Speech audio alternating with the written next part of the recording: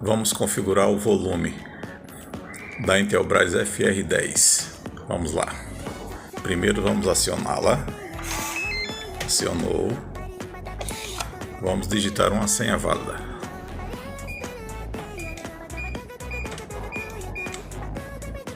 Digitou a senha. Engrenagem. Segura. Ouviu esse som? Número 6 para baixar.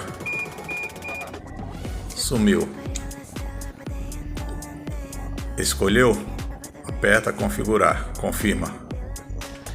No meu caso, número 3 para aumentar. Deixar no som médio.